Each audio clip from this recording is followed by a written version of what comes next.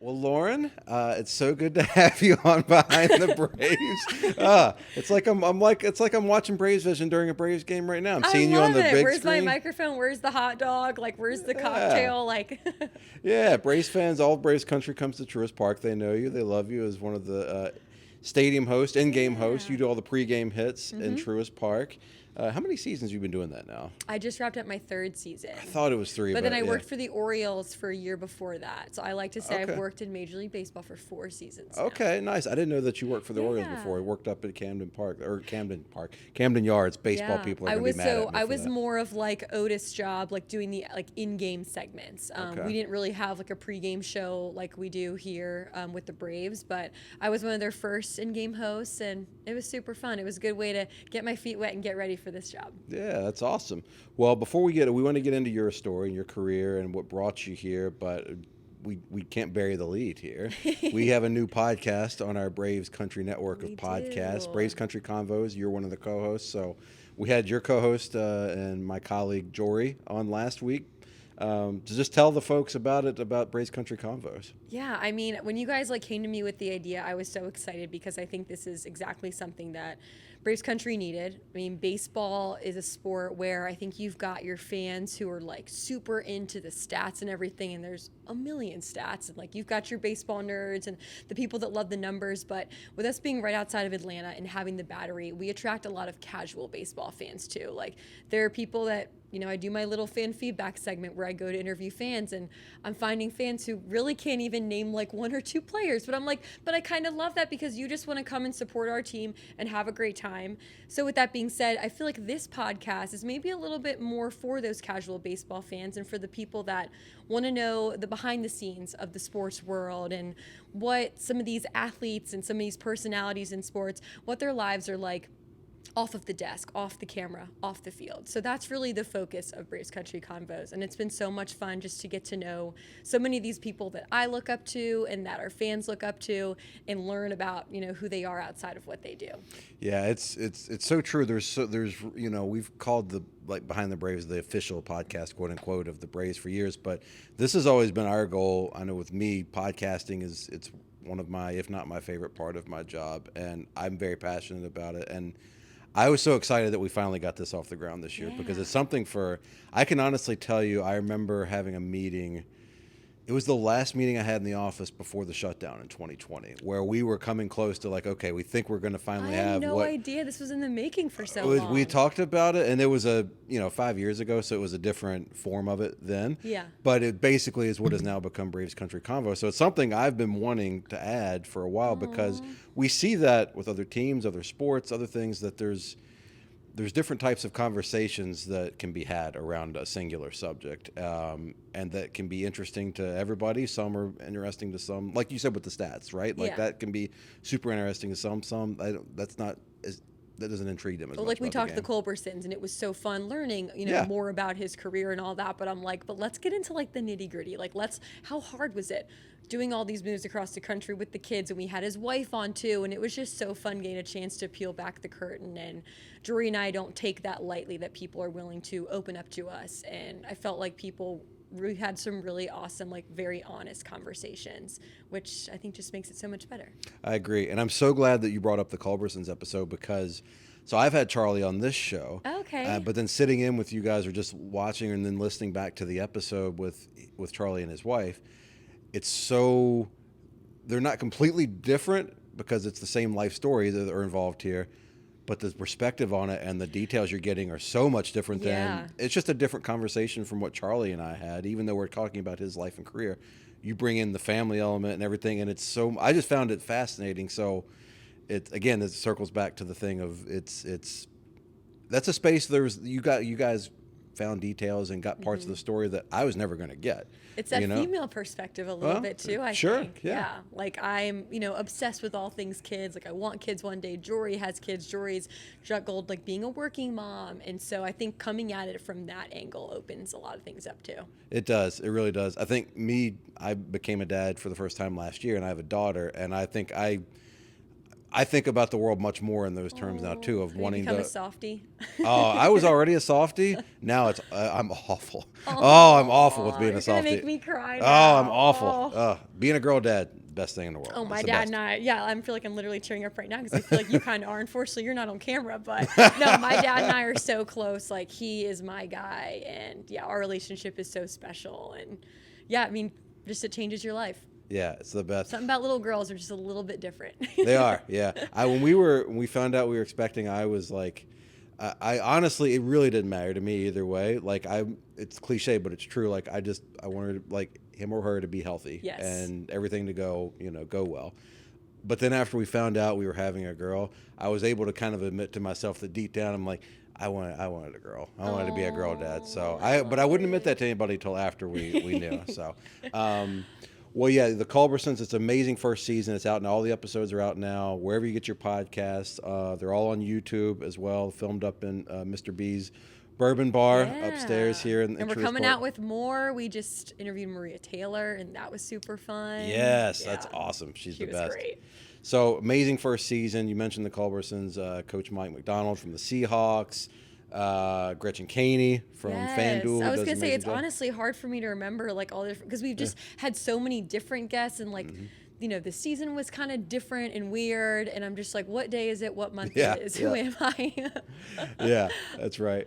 Well, let's talk about you. Where are you from originally? Born and raised? Born and raised in Dunkirk, Maryland. Okay. So my parents grew up there. I have a younger brother. His name is Nicholas. He is a couple years younger than I am, but born and raised in Maryland. Sports were always a big part of my life. I always knew I wanted to do something in TV. Like I have videos of me when I was little holding this little fake microphone and reading from some like teen magazine and like reading the headlines. And I would try and like do the weather and we would make movies with my cousins who lived next door to us. Like I was always trying to put on some sort of performance. And I think as I got a little bit older and I was always involved in sports like soccer, field hockey, lacrosse, like was always an athlete. And as I got older, I was like, well, hey, like you can actually like be on TV for a living. Like, and I didn't know they called weather people meteorologists. Right. And I was like, oh, well, you need to do like a lot of science. And I was like, yeah, that's probably going to be a no for me. So then I thought I wanted to do news. And I was full blown thinking I was going to do news. I feel like I'm skipping a little bit all over here, but I get to college and I was in the athletic department. And I was like, wait, news is a little depressing. Sports sounds fun. Let's do sports. Yeah, definitely. To back up a little bit, who were your rooting interests? And is that like a suburb of Baltimore or where in Maryland is It's Dunkirk? about a half an hour south of Annapolis. Okay. So okay. it's kind of that sweet spot where we're an hour from Baltimore and then also an hour from DC. Oh, perfect. So we grew up Washington sports fans. But the Braves are the first baseball team I fell in love with. Yep. Like I was here in college and we can get to that later. Yeah. But like I went to more Braves games than I did, Orioles and Nats games combined. Right. And So- that's what I was going to say. I think you grow up with it or it's a sport that you just, as an adult, like you get to, or whatever point in life, you didn't really have a team and then something comes along that then, okay. Yeah. Like it's not always necessarily, I don't want to make it like it's set in stone while you grew up with it, but I feel like it's one of two ways. It's either you grew up with it or you didn't have a team in that sport. And at some point in your adult life, you find that team and they Braves become your country is team. like so intense and like these lifelong fans and I love it. So I was a little nervous about like coming into this fan base and not being from Georgia. Like I just felt like that was very important to have, one of the voices of this ballpark. Like I was a little nervous I wouldn't get the job because I wasn't from Georgia. But my whole thing and my speech and my spiel is that like, no, I chose to love this team. Like I didn't, not when when they were super good, blah blah blah, whatever. Like no, I was in college and was like, oh wait, like this is an awesome franchise and something that like I want to be a part of. Like this is awesome. Where did you go to college? I went to Kennesaw State University. Okay, so how did you end up from Maryland to Kennesaw State? How'd that happen? Lacrosse. Okay. So I started playing sports like, when I was like 5 or 6. So was big into soccer and lacrosse, did a little bit of field hockey. And my older cousin, who is 5 years older than me, and I just like wanted to just be exactly like her all growing up. And she played lacrosse in college. She went to Jacksonville University. So the natural progression of my life was like, okay, well, like I'll try to play lacrosse in college, I guess. Like I can't say I was head over heels in love with the sport, but I was really good at it, very athletic, and was like, this is fun. Let's just keep it rolling. So my dad and I had a blast going to tournaments. Like he always says, like his favorite memories, like even though club lacrosse was so expensive, like that time in the car together, driving 2 or 3 hours, going to Pennsylvania, Virginia for those tournaments, like that made it all 100% worth it. So I got recruited and chose Kennesaw. I remember coming to visit. I was also getting recruited by Mercer. And this is like just so typical of me. I feel like I was looking on the map and I'm like, Mercer's too far from the airport. Like, let's just go visit Kennesaw. Like, that was like all it took for me. Like, I wanted to go to school in the South somewhere. I wanted the warmer weather. My parents told me you can't go out of state unless you get a scholarship. And I just loved everything that Kennesaw had to offer. The stadium was awesome. The team was great. And just like the area and having so much stuff around and being so close to Atlanta. My parents felt really good about that's going to give you a lot of opportunities for after you graduate.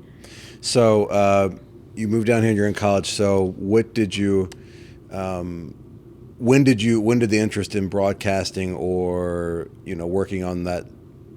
Were you studying to be news at that point, or what were you pursuing as your degree? I think I came in just like, I want to be on TV. Okay. Like just completely, like had never talked to anybody in the industry, like, where's the TV degree? And then I realized, okay, that was communications. And that's what was so nice about Kennesaw and being a student athlete is they had so many resources that like, I wonder how people who don't play sports, like how do you build your schedule? Like how do you like know what to do? Like we just had so many resources that were so helpful. So I realized that's a journalism degree. So I decided freshman year, okay, we're gonna do journalism. Freshman year, you don't take any of those like major specific classes. So just kind of like, focus on lacrosse. And then it was sophomore year when I was like, okay, how do I like start actually doing sideline reporting and working with the athletic department? And again, being a student athlete, I would see these camera guys like out our practices, like filming our hype videos. And his name was Michael Catron. And he was the first person who I like developed an interest in. And he was working with the Owl Network, which was Kennesaw's sports athletic video department. And I asked him to help me make a reel. And he set up a camera and had me interview our head coach. And then he edited it for me, put it all together, and I sent it off to the head of the Owl Network. And they brought me in because they were like, oh my gosh, like you put together this amazing video. Like the shooting was great, the editing. And I'm like, oh yeah, I didn't do any of that. Like I just asked the questions. They're kind of like, okay, we really liked the thought of you doing that, but you're great on camera too, so let's try this out. And I remember they made me stand out in like the green area and just interview random people about things, just like to get reps. And then I started sideline reporting for women's basketball. And then eventually my senior year, I shared the sidelines with someone else for radio broadcasts and ESPN Plus. And I had my own little, like a 2 or 3 minute, it was a recap of all things that were going on in sports. And then I would preview the football matchup. That was called The Hoot. Nice. And yeah, things just took off and it was really awesome and so fun. And I balanced both lacrosse and doing that for three years. But then my senior year, I was getting a really good opportunity with the athletic department. And I knew I kind of had to make a decision there. So okay. I chose to step away from lacrosse and pursue that a little more full time. Okay. I want to ask something just because you touched on it there when they had you go out and talk to like just random people essentially. Yeah. So this is something I discovered years ago when before I actually worked here, but going back, this is 2013. I'm from Virginia, so I was living in Virginia at the time, but long story short, came down to try out with the Braves for actually a role very similar to what you're doing now. I didn't know that. Well, there was part of it. I was going to be here for a few days and interview some players and then interview fans at these stops, these promo stops that we were doing with the players. The players part, I got that. That was easy for me. I knew what I was going to say, and they're used to being on camera. I've suddenly realized when just talking to random fans in line how hard that is. And you get it. I'd never thought about it coming into it, but afterward it made sense. I'm like, well, yeah, these are folks. They just showed up to get an autograph or meet Brian McCann or something. They're not used to being on camera. They're excited to do it, but it's up to you, the interviewer, unless you just get the right person who's just got that personality and they light up with a camera. It's like it's up to you to get something out of them. And I realized I don't have that skill. And so I was not fit for that job at all. And I realized it on that. So What was that like? Did you find that to be difficult when you're talking to people that aren't accustomed to doing an interview or being on camera? So what I remember from back then is like all my friends and teammates came. So it wasn't Okay. necessarily like the student population, but I have to do that all the time here. I do fan feedback every Friday and Saturday, which is me standing at the Chop House gate around like 5 o'clock. So if you ever want to be on the Braves vision board for that on Fridays and Saturdays, come find me, please. I need people who want to talk on camera. Selfish little plug there. Yeah. And we just ask them, random questions, and that can be brutal sometimes because at a certain point I also we only have like an hour to do it, and I really like to get it done in like 30 minutes. So like I'm trying to like kind of like look at people and look at their body language and see, okay, do I think they look like they want to be on camera? Do I think they look like the biggest Braves fan? Like, and after a couple of seasons, I feel like I finally like found my niche of like just the way that someone picks up the program. I feel like I can determine like, okay, like follow me, like they're going to be a good interview. So it's the hardest part of my job. That fan feedback can just be brutal sometimes. Yeah. And then with my other on deck segments, whenever we're doing something internal with the clubhouse store, like Elise is like one of my great friends now. So she's the easiest person in the world to talk to. But when we have people come from different organizations, it's usually someone I've never met before. So my goal is to just make them feel as absolutely comfortable as possible. Like half the time I'm talking to them, not even about what the segment is. Like, I mean, I do a lot of segments right here. Like I'm just trying to get them to loosen up a little bit. And I know I did a good job when at the end they say, wow, you made that so easy. Because usually they're really anxious and nervous and they maybe just found out about it and someone put them on the spot. But like that I feel like is what makes me so good at my job. Anyone can hold a microphone, and like there's a million people here in the city that can do that. But it's the people that, like you said, can like get a good answer out of somebody, make them feel comfortable. Like that's where I feel like I'm really valuable. And that is such a skill, and you have to have that confidence that you have in that to do it. That was why I brought that up, and I wanted to talk about it because I remember the first time I encountered that, and I realized, dang, this is tough. And this like if you really want to do this, you got to get good at it. And I kind of realized quickly, like I don't think I have the right skill set or to do it. Well, I think you do. I mean, I'm pretty comfortable sitting and chatting with you. I've gotten comfortable in this format. Like this I've gotten used to. But even this, there was a learning curve at the beginning. But you do such a great job with that, and I wanted to ask you about that. Trust is a huge part of it. Like getting players and coaches to tell you stuff like that. It all starts just with trust.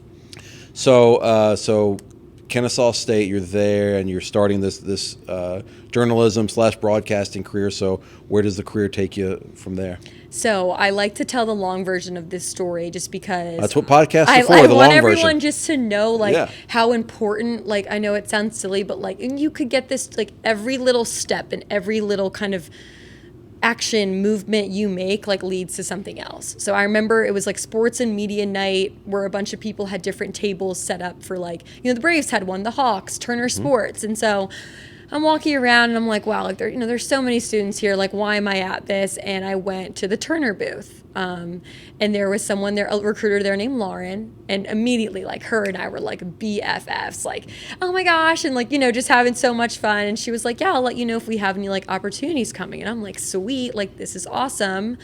Fast forward a few months later, Kennesaw plays the first ever football game here at Truist Park against Jacksonville State. Do you remember? It was, 2017, Yeah. 18, somewhere in there. 18, yeah. 5 overtime game. Absolutely crazy. Game. Yep. I was the in-game host for it. Had never done in-game hosting before, so isn't that cute? Like, no way, that I was did such not a know little that. preview. That's I awesome. did not do a great job, but I did it, and You probably did better than you think you did. Probably. maybe.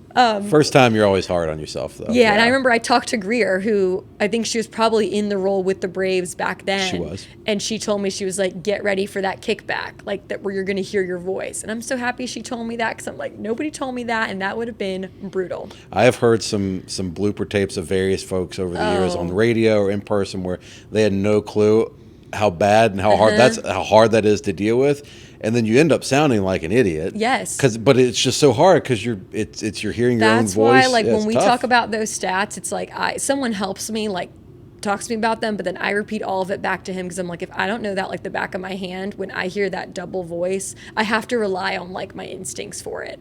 Yeah. Well, okay, so back to I do the Sorry, game. I No, sidetracked it's okay. us. It's okay. We're all, I love it. We're all over the place. I see her out at live. and the drinks are flowing, like we're having a good time. And she's like, hey, I'm glad I saw you. I actually have a potential job for you. I'm like, sweet. So I email her, and it was a project coordinator role with Creative Sports Services. So CSSU. Yeah. It's essentially the liaison between marketing and production for like NBA on TNT, NBA TVs, all those like the digital ads, the commercials that air.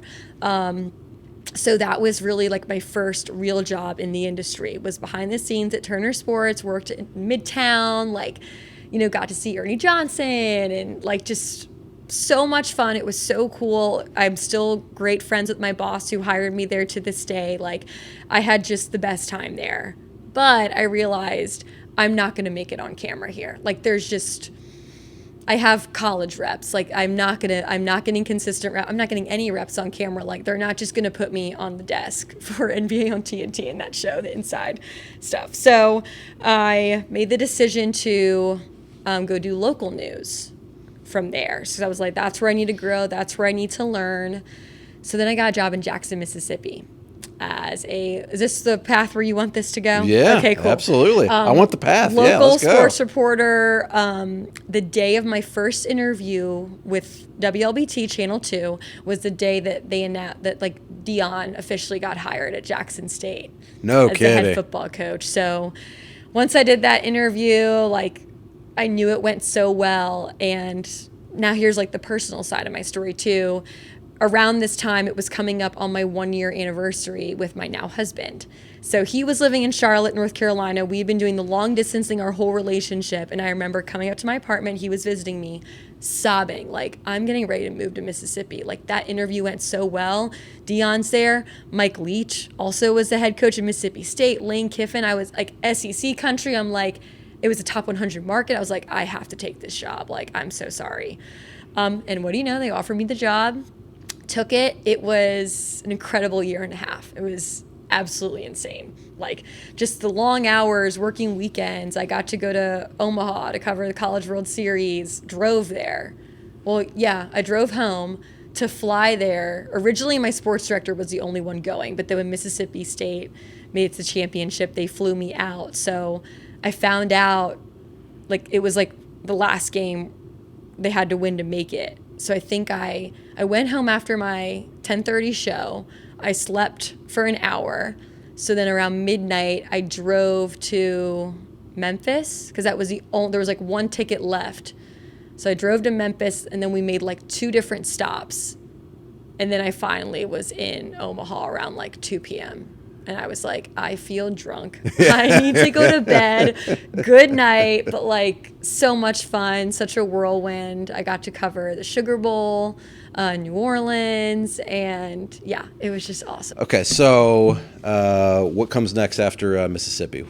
So as much as I, loved it there, and I can look at it through, different glasses on my experience now, having been removed from it for 4 years, like, it was still just really, really hard. And it just, again, I was in a long distance relationship. I was in a different time zone than my parents, even though it was literally just like over a little bit, when you're looking at the map. But I always said I never wanted to move out of the same time zone. And even though it was an hour on Central Time, like, it still messed me up and just made me sad. So I saw the Raleigh Hurricanes posted an in-game host job. And if you guys know of her, Abby Labar, MLB Network, that's how she started, was as an in-game host. And made her way, someone got sick, and then she got to fill in for the Fox Sports broadcasts, and now she's at the MLB Network. So in-game hosting was always something I had like pondered and considered, just because I knew I would be so good at it. Like, I'm not necessarily someone who is obsessed with the stats. While I can speak on it, I'd rather talk about who the player is, off the field, and the fans, and just all the fun. That's my favorite part of sports, is just all the fun it brings. So I apply to that job. I don't get it. But then a job with the Orioles opens up. And I never thought I'd ever be able to move home again with my family. So once I saw that, I was like, okay, that's mine. And it wasn't necessarily it was probably a lateral, if not even maybe a step down from my current job, because I wasn't going to be on TV anymore. It wasn't full time. It was part time, so only on game days. But it was with, a professional sports team. So you kind of just weigh it out there. But the big thing for me was just being able to go home to my family. My mom retired at the same time I got the job offer. My mom retired from the FBI after 35 years. She'd probably kill me if I didn't know the exact number, but she worked there her whole life. So I was like, oh my gosh, this is perfect. Like my mom and I get to go on walks together, like just spend all day together. And I figured, okay, when the team's away, I get that week off. I can go see Jake, who eventually from Charlotte, he moved back to Atlanta.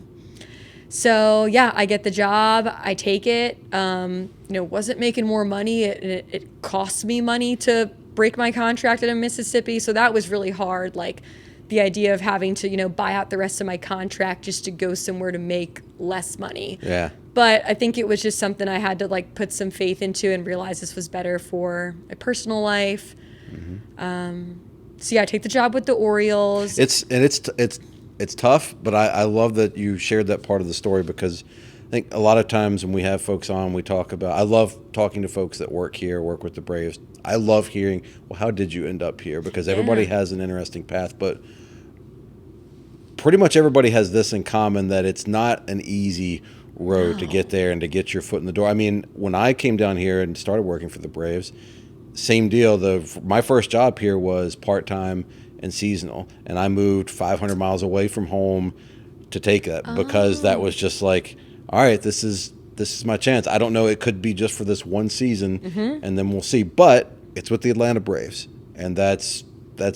And I swear that's how everybody is here. Like either you're a trainee, but like someone started out somewhere small. Like all of our front office employees, which I just think speaks a lot about the franchise and what it means to work here, and also just how hard it is to get your start in sports. Getting your foot in the door. That's the toughest part, and you got to be. I always tell, like it always makes me feel old when I say this, but it's just the reality of it. Like when I have younger folks that are coming, or like are in college or want to talk to me about working in sports, I always say like the first thing is the hardest, and that is getting your foot in the door. And I said, be willing to go anywhere to do it. And like Victoria, like our producer, like she started in minor league baseball. I say a lot of times I think the best candidates for jobs are ones that have worked minor league, independent ball, because your job was, let's say, social media, and you were doing that for that minor league or independent ball team, but you were also pulling tarp, you're also helping with concessions too. You're doing 10 things every day, all day, but it really makes you a pretty well-rounded person. And that was my Mississippi job. I was setting up my camera, I was connecting the little live view thing, like I was writing my scripts, editing all the video, like doing it all, and it was awesome and made me appreciate, like when I got to the Orioles, I'm like, oh wait, like I have a camera person, like I don't have to set up the camera myself, like what a treat. This is just so great. So then I'm gonna take a wild guess here and say that from the Orioles you land with the Atlanta Braves. I did. There were a couple little things in between there. Plan was always for me to get a job back here in Atlanta, which yes was a great dream, but like to make the jump from Jackson, Mississippi straight to Atlanta, like Atlanta's a top 10 market, like I was just kind of racking my brain like, how am I gonna do this? So I was so excited at like, hey, but I got this job with the Orioles. I know it's not here, but I can fly to you every other weekend. You can fly to me, like it's all good. I said, okay, well, after the Braves or the Orioles season's over, like I'm here in Atlanta.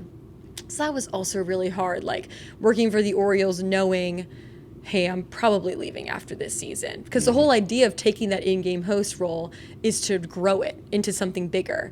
And by doing it, you got to stay there for a couple of years in order to be able to do that. So that was really hard, but there were some things along the way that helped make it easier.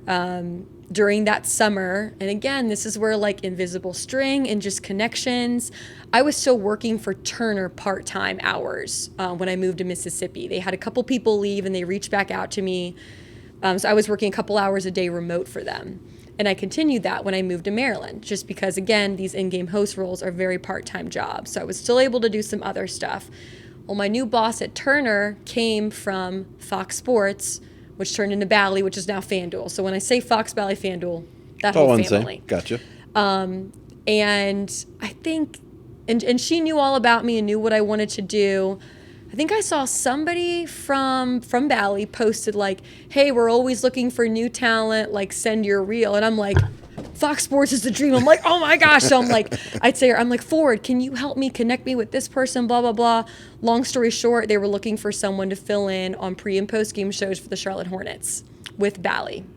And that, like, I should start with that. That has always been like the dream. Like, first it was College Game Day, then I'm like, okay, I'm not saying that's too big, but like, let's get something just, let's maybe get what's the stepping stone to get there? And for me, it was always working. I've got a picture of me at a Braves game in college, like holding a fake microphone with the Fox Sports camera behind me. Like that was just always like, I want to work for like that regional sports network. And so I had the phone call with Jamie Shapiro and Anthony Goldman, and I thought, no way they're going to hire me. Like, this is crazy. But they did. And I got 3 games to fill in with them. Absolutely incredible. So that helped, like, okay, I'm leaving the Orioles because look at this opportunity I have now. And then the Georgia Swarm, they were also in need of a sideline reporter at the perfect time I was leaving. And then job with the Braves opened up. So it just all fell together perfectly. I did those games for the Hornets in October, November. I did a Hawks game in December. The Swarm season started in December. And that's when I think the Braves posted open job. It's perfect. So the former permanent co-host of this show, Greg McMichael, and I were having lunch yesterday, and I don't even know how we got on it, but I started talking about how, like careers and whatnot, and I was talking about how, it's so funny, like when it was going along, the various weird and sudden turns my life and career took, like I could have never known where it was going, but now I can look back at it and be like, oh, I was supposed to be there at that time because that led me to this next thing. And all of these things combined to lead me to right here, right now, which is exactly how it was supposed to be. So I'm not trying to be all philosophical here, but I really feel that way. I do too. And it's really hard to like wrap your head around that because when you're going through it, it feels like it's never going to work out.